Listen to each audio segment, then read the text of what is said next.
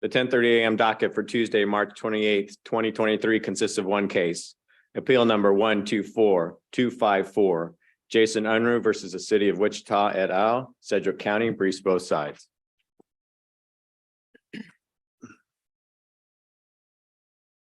May it please the court. My name is Michael Jelka. I represent the appellant Jason Unruh, and Mark Schonifer is my co-counsel, who is also present in the courtroom.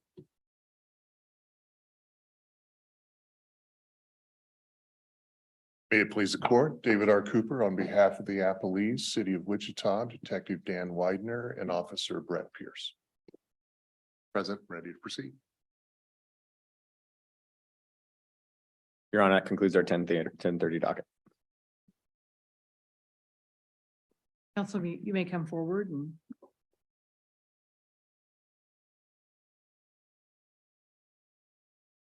Come to the podium.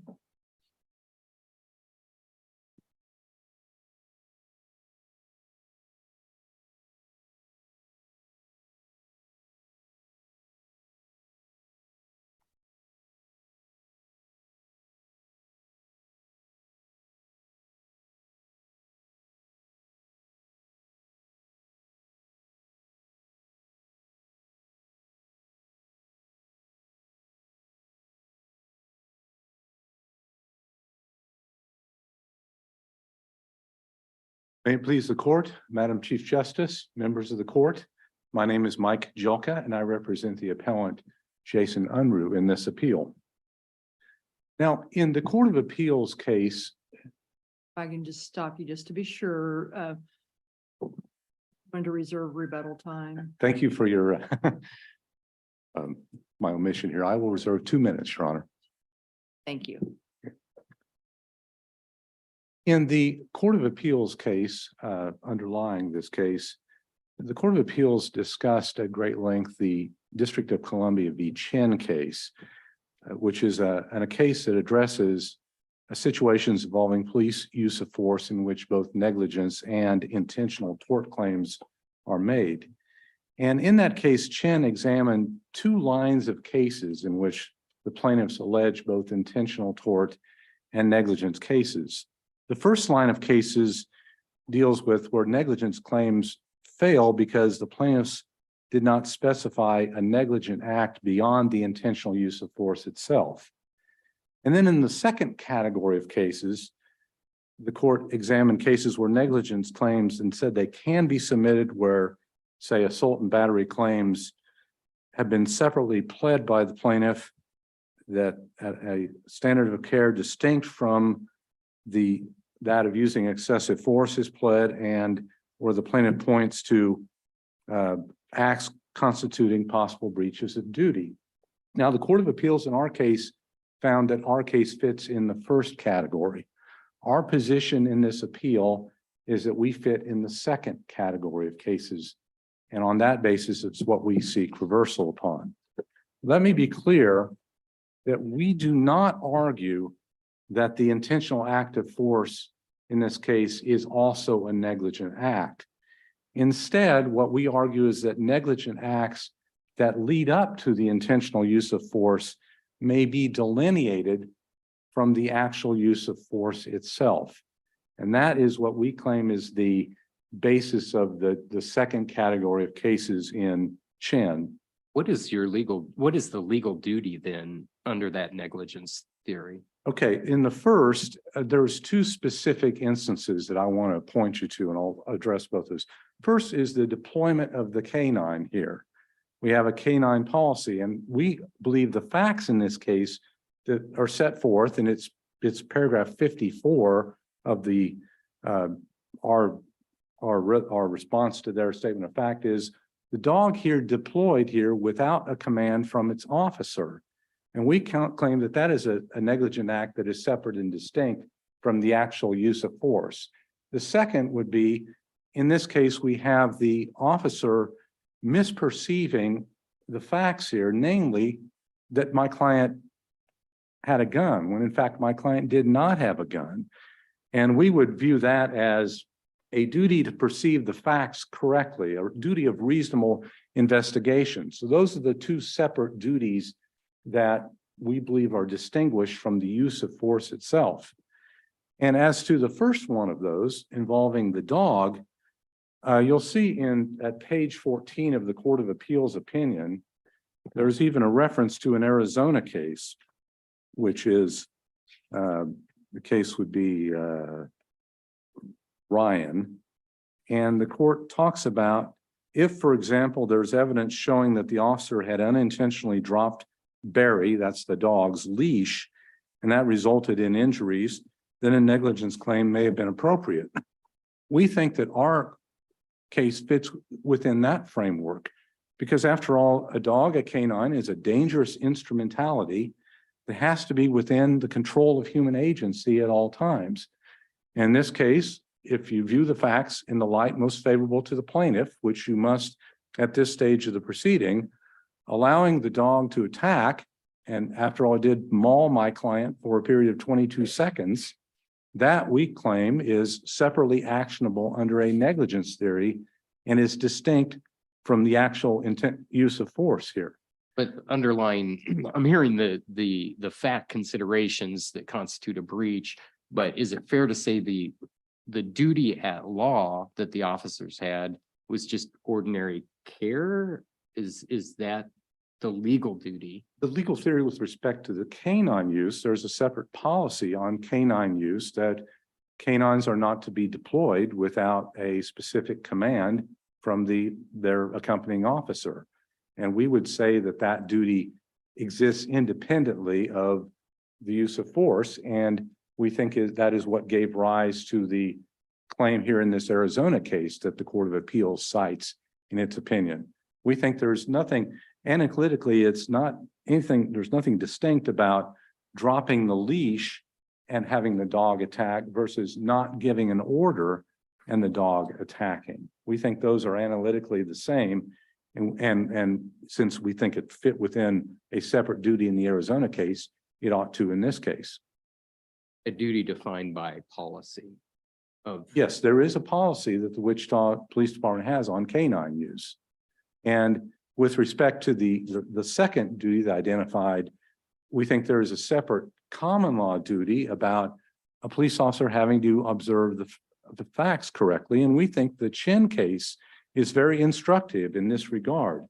The Chin case involves a case very similar to ours where you have police stopping a motorist, in this case for speeding, and an altercation later results. And the way the Court of Appeals from the District of Columbia framed this, they say the crux of Chin's claim is that the officers deliberately inflicted excessive force, and the evidence he presented at trial was the officers continuously assaulted him without provocation. Chin did not argue that the officers mistakenly or negligently thought Chin was armed. In our case, it's the opposite. Second, Chin did not allege the officers misperceived him as a threat. We think our case presents the opposite, where the officer did believe that they misperceived Unruh as constituting a threat. So in this second line of Chin cases, they revolve around fact scenarios in which there's two different distinct versions of what happened. And that is what we are asserting is the case here is we have our version of facts, and the court actually must accept our version at this point in the proceeding, is that our client was surrendering and did not constitute a threat and did not have a gun. And we have the police version, which is that he did constitute a threat and we thought he did have a gun. At this point in the proceeding, we think the court has to accept our version of the facts as being for purposes of summary judgment. And we would distinguish, or we would say that this is what differentiates our case from the first line of Chin cases, or the Chin facts itself. Let me back you up to the dog. It seems to me that, I guess I want both counsel to talk about the dog issue, because that to me is different than stomping, on somebody's head or punching him in the back. But the trial court granted summary judgment based upon the lack of plaintiff coming forward with any evidence to show that better or greater training or handling would have changed the result. I mean, I'm paraphrasing. paraphrasing, but so you're at summary judgment at this point. You're not at pleading stage, you're at summary judgment. They file their motion, you're supposed to come forward with why facts support your side of the deal for purposes of presenting to. What facts do you have? Well, first, was the district court right? And I'm not doing this right. Did I correctly paraphrase the district court's ruling at summary judgment on the dog? And then what's wrong with the district court's ruling? Okay, and if I'm looking here at paragraph 54 of our response to the motion for summary judgment, and during the deposition of the officer who handled the dog, he was asked, when did you give the command to the dog? And the response was, it from the video is actually as the dog is biting Jason. That would say that the command came, again, as he's actually biting my client. He didn't receive a command to deploy, and so we would interpret that answer to be that he deployed without a command. And as for we have alleged in the pretrial conference order that one of the negligence counts was the deployment of the dog here. So we point to that, and let me further goes on to say, he says, according to the video, the dog does engage prior to me giving him the actual command of verlorum, which apparently is the command to activate this canine. So there we have it. He engages prior to the officer giving him the command. Well, then taking this, I'm now looking at it, so I don't have to paraphrase it, but looking at the district court's ruling on this, it says, but there is simply no evidence that more or different training, and that's, to me, that's one thing, one bucket, or different handling by the officer would have produced a different result. You don't have any evidence about more or different training would have produced a different, correct? With respect to the training, our argument below was that the incident itself reflected a lack of training, but alternatively, we argued that the officer, irrespective of the training, was negligent in allowing the dog to deploy without That a to me command. is the other aspect of the district court's ruling, which is the different handling by the officer. That's the other. You see how I'm dividing it up? Right. And I'm just trying to narrow our focus. And you don't have any evidence about more or different training, correct? We do not. Okay. We do not. Now, it seems to me that the district court's ruling here was that we fell within the first category under Chen, that the intentional act and the negligent act were one and the same. And I am conceding at this point that if that is the case, then the framework of Chen would dictate affirming the lower court. But what I say to the court is that you can delineate the negligent act from the intentional act in this case, and specifically with respect to the dog, it's negligence for a dog to deploy without human direction here. And if it later leads then to injury, that is an actionable claim. Now, let me address a couple of other matters here. There's the Court of Appeals case Unruh Estate of Randolph, which is discussed at length in the Court of Appeals opinion below. And let me try to harmonize the holding here in Unruh Estate of Randolph with the way I would approach our case here. In Unruh Estate of Randolph, you have police called to a home in Wichita. A mentally ill family member comes out and has a knife in his hand, and the police officer shoots him. It seems to us that the case in Randolph involved the plaintiff claiming that the negligent act was the act of shooting. And if that's the case, then the negligent act and the intentional act are one and the same thing. And under the holding of the first category of Chen cases, that's not actionable because you can't negligently commit an intentional tort. What's different about our case here is because in our case, there's a dispute about whether the suspect here is armed. There's no dispute in Unruh Estate of Randolph that the the plaintiff's decedent had a knife in hand. In our case, there is a dispute about whether the plaintiff is armed or not. In fact, he's not armed. And at the stage we're at, summary judgment, our argument is that the court has to accept that version of the facts that we are presenting. There a dispute about, I understand he wasn't armed. The officer thought he was armed, but isn't it about the officer's perception of whether he was armed? And what, and I know we're at kind of the fact stage, and maybe these are facts that needs to be established, but if I thought some of the evidence suggested that Mr. Unruh was a violent person, member of a gang, had been seen in possession of a firearm on numerous occasions. Why isn't that a part of the calculus of perceiving presence of a weapon? Well, Because that's what it was, a misperception of the presence of a firearm based kind of the physical actions. But what about the kind of psychological, or maybe not psychological, but all the facts that the officer has to take into account when they're pursuing this guy? It is true, Your Honor, that you have to look at what a reasonable officer would have perceived. And those facts can be taken into consideration, but they don't completely define. And it's not, I do agree with the idea that you can't just say he didn't have a gun, therefore the officer was wrong because he guessed wrong.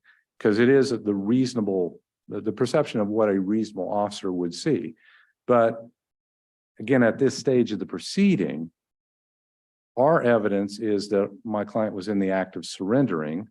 There were drugs, not a gun there, and that an officer seeing these facts in front of him should have seen that he did not have a gun. So at our stage of the proceeding, I mean, that may Basically, at this stage, at trial, we have to prove these things with a jury instruction that's going to go, that says that it's what a reasonable officer would perceive, not whether he turned out to be correct or not. So that's the way I approach that. But there's no act with the brutality side of this thing. No act that gives rise to the officer having any kind of special duty here. Act is the physical force that gets applied. The actionable act that we are claiming is the negligent act of misperceiving whether the defendant was armed here or not. That's not an act. That's Well, an it's evaluation. It's an evaluation. And in that respect, we think that the Washington Supreme Court's opinion in Beltran Serrano v. City of Tacoma is instructive on that particular situation. In that case, you had an officer encountering a mentally ill homeless man, sees him lying on his stomach, digging a hole. The person, the plaintiff, doesn't speak English. The officer radios back for a Spanish-speaking officer, and then the plaintiff gets scared and runs away, and the officer then shoots the plaintiff. There's a 37-second gap between the officer radioing for the Spanish-speaking officer and the actual shooting.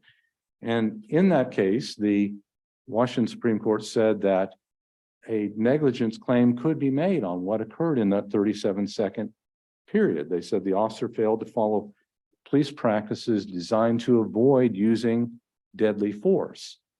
And you had in that case, the city making essentially the same arguments that the city is making in this case. I understand the facts in Beltran, though, that there were a series of acts by the officer. The Beltran court said acts gave rise to the duty, where here there's only the act of the use. There is the act of the use of force, and my contention is that separate from that, you can delineate from that the officer's evaluation that preceded the use of force, and that can be independently actionable. If he incorrectly and unreasonably perceived that. But that's your negligence. I mean, the evaluation part is what you're saying was done inappropriately. Yeah. But there's no other act chain of event in the use of force here, other than the ultimate use of force. There wasn't anything else that happened. And as I read the case law, you've got to have an act that actually creates the special duty in order for you to start talking about negligence. That's what's kind of differentiating this here. And what I would say is that I would again point you back to the Chin case, where the Chin court talks about how they did not argue that the officer mistakenly or negligently thought Chin was armed, and they do not allege the officers misperceived him as a threat. And we would take that paragraph from Chin to say that a mistake of fact, shall we say, an unreasonable mistake of fact, can separately give rise to a negligence claim that ultimately culminates in the intentional use of force. I mean, with respect to the stomping and the punching of my client, we do agree with the Washington Supreme Court's formulation that you have to be able to delineate acts leading up to the use of force from the use of force itself. So with respect to that, I do acknowledge that we have to be able to make that distinction. And that is the argument we present, the misperception of facts. Now, there's also in the Court of Appeals opinion in this case, a discussion of the long line of cases dealing with this topic of negligent use of force.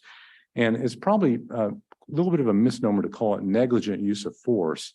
It's probably more accurately described as negligent acts in a single incident that later culminate in the use of force. Again, we're not saying that it's identical. We're not saying that an intentional act of using force can be negligent. We are saying that you have to be able to delineate those two. And to harmonize the law that the starting with Doffenbach and going up through a series of cases, the way we would say that the court should harmonize those cases is the Doffenbach case stands for cases that fit within the second category of Chin, cases where there are separate negligent acts that lead to the use of force. I mean, Doffenbach itself is the issue of whether the negligent act was the same as the intentional act is not squarely presented for decision. The holding of the case hinges on what's the appropriate standard of proof for a negligence claim. And the court holds that it's preponderance of the evidence, not clear and convincing. But all these cases that follow it, I think you can fit within the Chin framework. And again, ask, do they fit within this first category? Are they one and the same thing? Is the plaintiff just pleading the intentional act is a negligent act? Or is there something different? Namely, have we pled a separate and distinct negligent act that gives rise to a cause of action for negligence? Just to sum up what you're saying. So the duty here, basically you're saying two duties.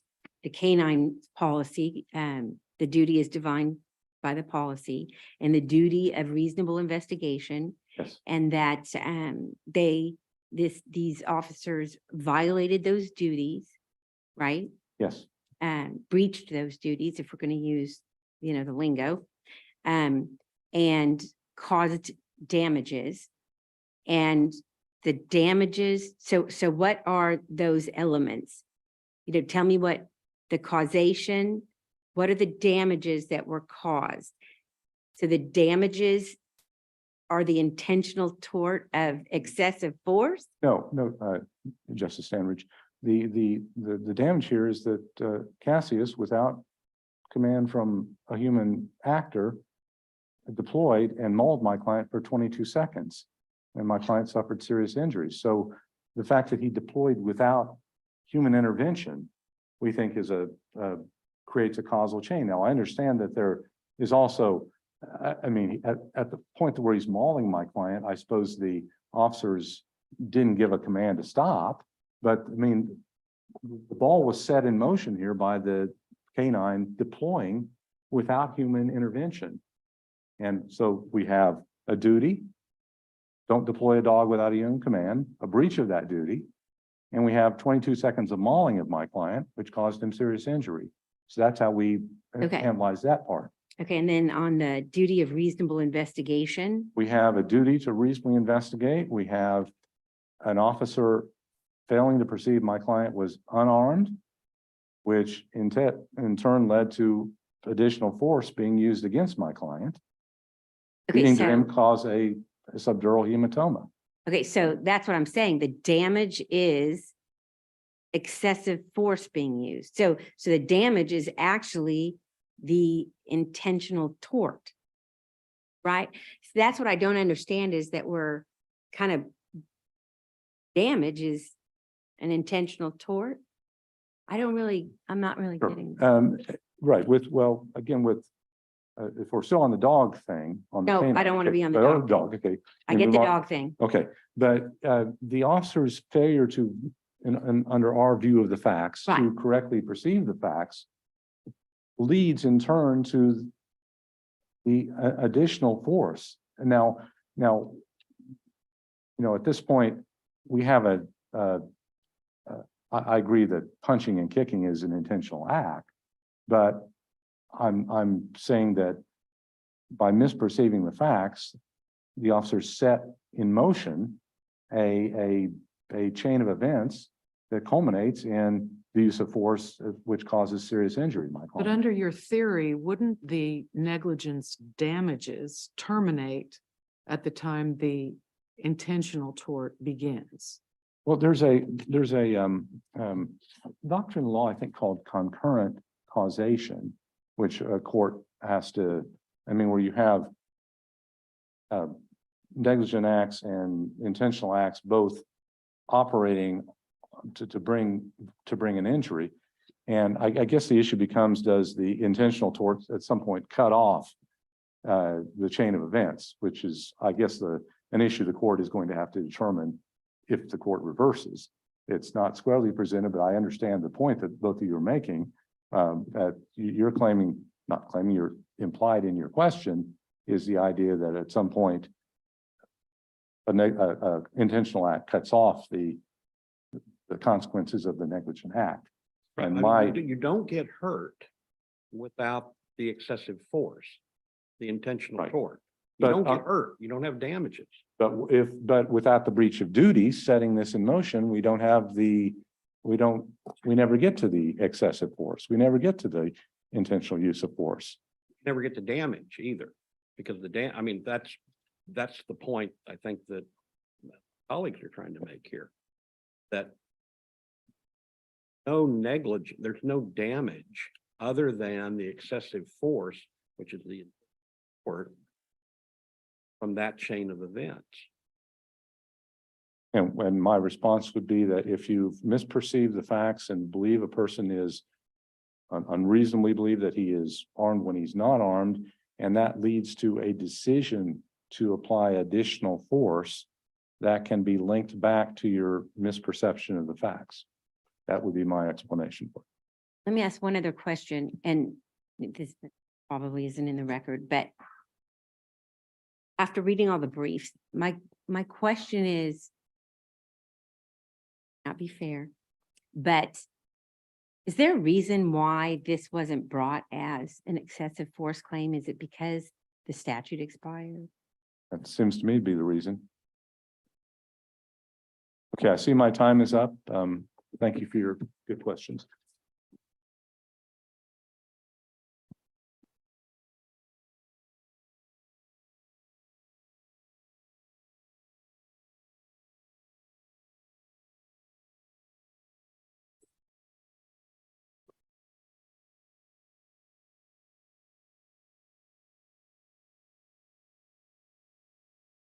Again, may it please the court, David R. Cooper on behalf of the Appellee City of Wichita, Detective Dan Widener and Officer Brett Pierce. The case that just got argued before the court seems to be a different one than was briefed or presented on. Arguments and authorities on the petition for review begins. This petition presents the issue of whether a claim of negligent use of force by a police officer exists. And we just heard close to 30 minutes of argument that that's not the issue in front of the court anymore. So I'm a little discombobulated on how to present the argument that I had prepared to present today, because it's relatively simple. A battery is defined under Kansas law as the unprivileged touching or striking of one person by another done with the intent to bring about that contact, whether it's harmful or offensive. There is no question in the record that the acts by both Officer Pierce and Detective Widener in this case were intentional. Addressing the canine, Justice Biles, the record reflects that first, Detective Widener believed he had given the command to deploy the canine before the canine reached Mr. Unruh. And when presented the evidence, and what counsel read to you from the record is that at deposition, while watching the video, he said, I gave the command as he was beginning to bite.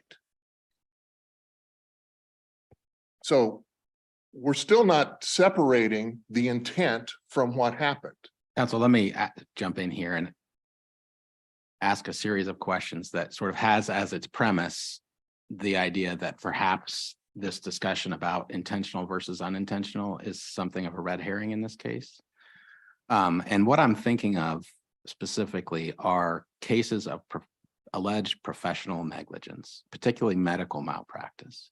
Why isn't this analogous to, for example, a claim that a physician breached his or her duty of care by misdiagnosing a patient and then performing some kind of medical procedure based on that misdiagnosis? I mean, certainly that kind of a negligence claim is permissible, and everyone would agree that the actual act was intentional. I mean, the doctor takes out the wrong kidney. I grant you that. And That's a battery, right? It is. But we can still bring a negligence claim. Why isn't this just directly analogous to that kind of claim that there's really professional negligence here? Well, I would suggest that's because the medical malpractice community hasn't caught on to the fact that that sort of a claim is actually barred by a 1-year statute of limitations. Your argument here is that's actually not a claim under Kansas law. You cannot bring a negligence claim under Kansas law. That it may be but the question is whether it's an intentional application of force that is harmful or offensive. And the question is that really a battery claim, or is that a professional negligence claim? Well, I guess the point is, it strikes me, again, going back to where I began, that this hard, bright line between intentional and unintentional is at worst a red herring. At best, it's confusing. I mean, because what the case law is really talking about is the distinction between something that's a mistake, negligence, versus something that is not a mistake. That's slightly different from, look, the act was intentional. Well, of course the act was intentional. Let's say a lawyer comes up with a strategy and executes that strategy. It's all intentional. And then after the fact, the client sues and brings in experts to say that was a dumb strategy. I have an expert professor at Yale who says that lawyer breached the standard of care, fell below the professional standard of care. But the acts are all intentional. That engrafts a different body of law onto the body of law of personal injury and bodily. Well, I guess that's what I'm driving at. And I'll read last question in the series of questions. How would you articulate the standard of care owed by a law enforcement officer to the general public? That is going to be with respect to the particular issue presented. No, just a general standard of care. What is it? Well, you've already written in the Reardon case, this body's already written that the standard of care is reasonable care under the circumstances. Okay. And so why couldn't a plaintiff just simply say there's one duty? The duty is to exercise reasonable care under the circumstances, period. And I have these set of facts, and I'm going to allege that these set of facts constitute a breach of that standard of care. Because the law of Kansas is and has been that there's a distinction between negligence, which is the unintentional infliction of harm, versus the intentional torts of battery, assault, false arrest, and false imprisonment, where the act itself was intended, and it was intended to cause a species of the harm suffered, whether it was that degree or not. And Kansas cases going back over a century, the 1860 cases, the Lawrence and the Laurent and the Bynum cases from the 1800s talk about you didn't accidentally shoot that gun while you were a member of a posse, or you didn't actually shoot that gun in the middle of the night while you were helping the sheriff out. And the fact that you shot the wrong person or caused a degree of injury you didn't intend does not change the character of the act from intentional to unintentional. It was an intentional act subject to the 1-year statute of limitations. This court in Basket versus Scherzer said the same thing. You didn't accidentally throw that punch. And the way the law works is that your intent to throw the punch at the guy you were fighting with, but you broke the teeth of his mother, who was trying to break up the fight, that intent transferred, and it's a battery subject to a 1-year statute of limitations, even though the case was pled 9 ways to Nancy of it, you didn't mean to do what happened. The McElhaney case as well is directly on point, and it distinguishes the difference between this intentional versus unintentional consequences of the act. Where the youth was driving up and said, I was just trying to park, but really close to her. And when I parked on her foot, that was an accident. But there was evidence that no, he meant to bump her, but he parked on her foot instead. And that caused way more injury than he intended. And that, in that case, it was held, we're going to let a jury decide, was it an accident or was it on purpose? Same injury, but was it in terms of the cases that are cited in the briefs and discussed in some of the cases, the Clark versus Thomas case is a very good example. I think there's a difference between these two scenarios. First scenario, the law enforcement officer testifies, boy, I thought that person had a gun, so I beat him up. I'll use that phrase. I did what use I did. these. I did what I did. Thank you. Versus the officer who says, yeah, I knew he didn't have a gun, but I did what I did anyway. Is there a difference between those two scenarios? No, because both of those are intentional employments of force. So the mistake, I mean, you would agree, I think, that in the first officer made a mistake. The second officer did not make a mistake. The first officer says, I thought he had a gun and I did what I did. The second, and the did what he did is identical. And the second officer says, yeah, I knew he didn't have a gun. I did what I did anyway. Are you talking about the facts of this case or just Any facts, whatever facts you want to imagine. I'm drawing attention to the distinction between mistake, not mistake. Well, Whereas the act is the same. I agree that the act is the same. The act is the intentional employment of force. Whether you were right or whether you were wrong or whether you did it with malice, that's 3 different things, and it matters. I just wanted you to focus on mistake or not mistake. Then that comes in the privilege analysis. Was it a reasonable use of force? Yes or no? Well, it strikes me that your argument essentially boils down to the law gives no recourse to a person who is damaged as a result of that mistake that I described. That's not accurate. Why not? If it was an unreasonable mistake, the law absolutely gives recourse through the cause of action for battery or in. It doesn't matter whether it's a mistake or not, because it's a battery. The only reason a law enforcement officer gets exonerated, let's say, is because of this notion of a privilege, which is something that comes after the fact, right? Precedes the fact. There are privileged touchings. People can agree to fight each other. It's called boxing. Or it's, let's go out, it's the school, let's go out behind the, let's go back out behind the school after recess, sorts of things.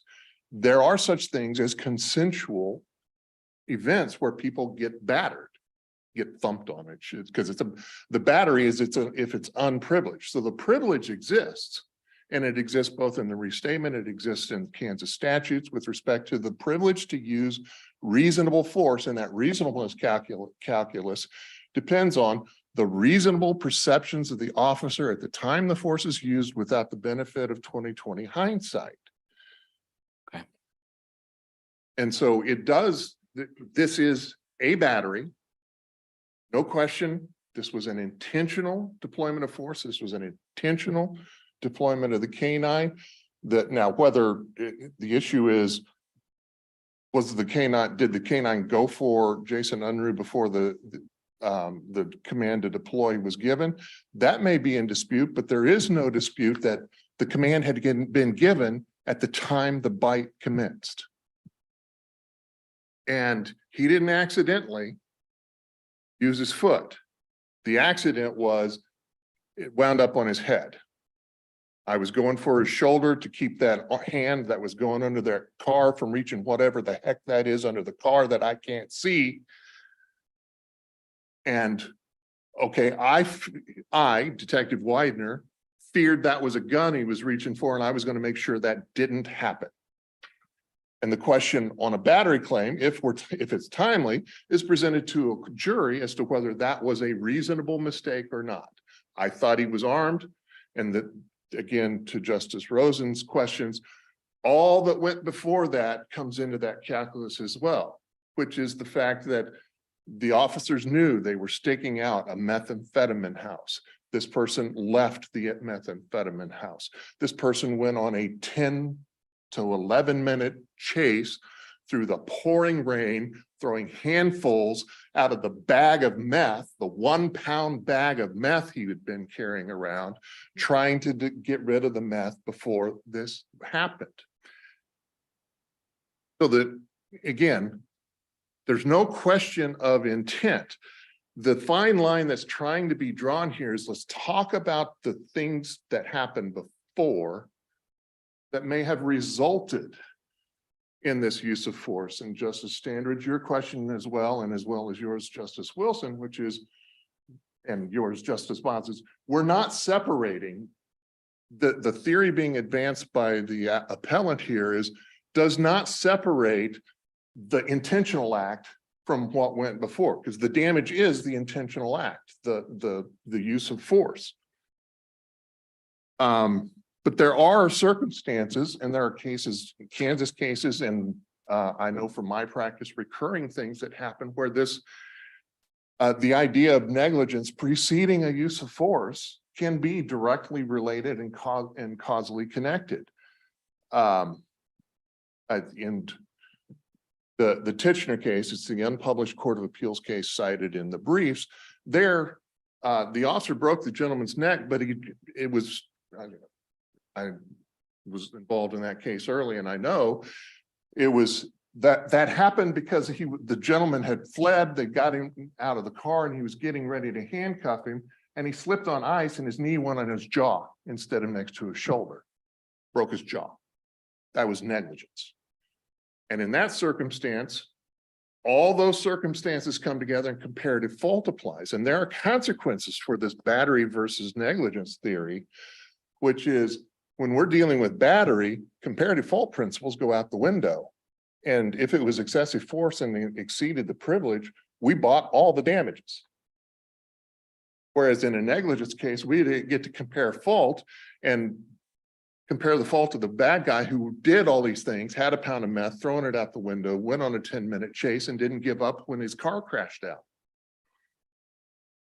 So then it's negligence if it leads to an unintentional. Now,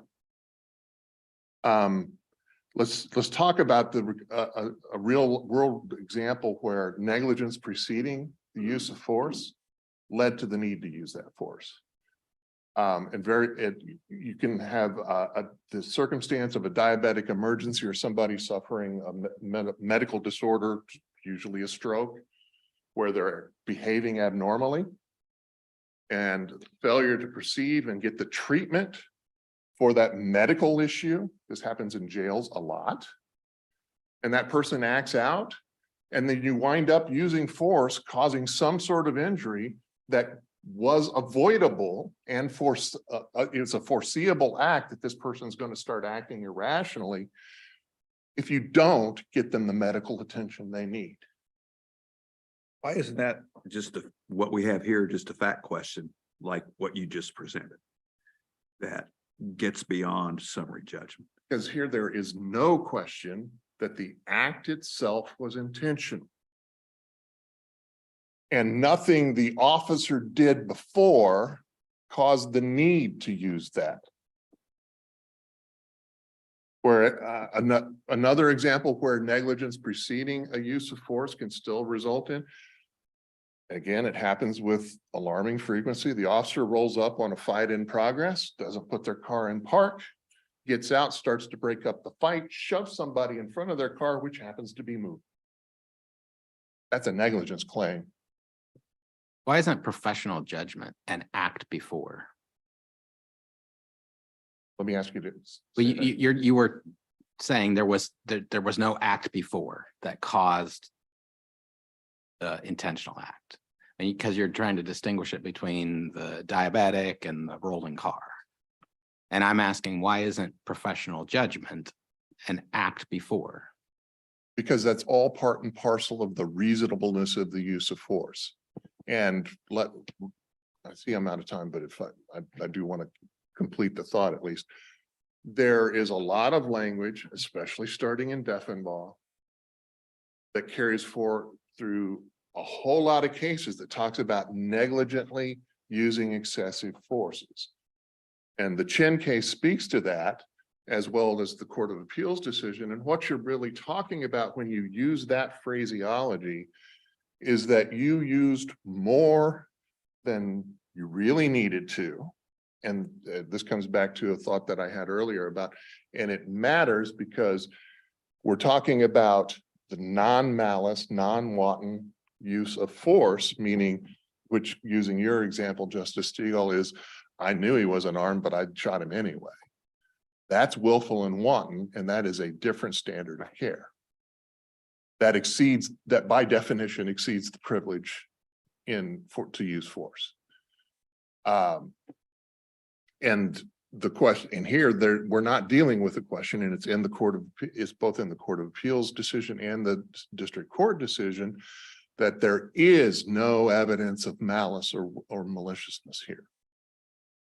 And therefore, we're not dealing with that sort of standard of care, but it matters in terms of where the language of negligent use of force leading to excessive force is essentially, did you exceed the privilege? If you exceeded the privilege, it was unreasonable.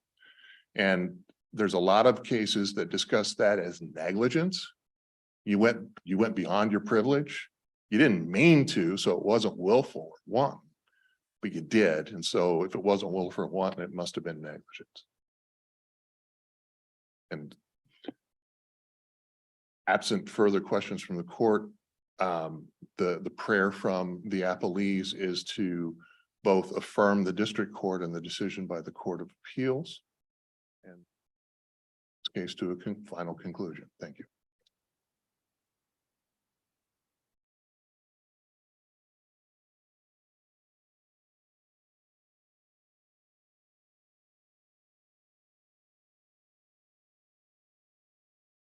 Members of the court, I have a couple of points here to make in rebuttal. First, there was a suggestion at the beginning of my esteemed adversary's argument that we have somehow changed our theory. In fact, I think if you carefully look at our petition for review, we discussed the Beltran-Serrano case in some detail. We cited to the Chin case, so I wouldn't say that we actually hit our theory. Second, Let me interrupt you there because I've got your petition for review in front of me because it was sparked by something Mr. Cooper said. and it did surprise me when we were talking about the dog. And on page 7 of your petition for review, you state the decision by the officers to deploy the K-9 Cassius was negligent and led to a serious injury comparable to the situation at Doffenbach. My point is, this petition for review talks about the decision to deploy, and that's different That was, than the dog disobeying its training and mauling your client without a command. that is true, Your Honor. I incorrectly stated things in my petition for review, and I want to focus on that point. Mr. Cooper raised it here in his presentation where he said that there was an intentional deployment of the K-9. In fact, I think the evidence in this case is that the decision to deploy didn't come until the dog was actually biting my client.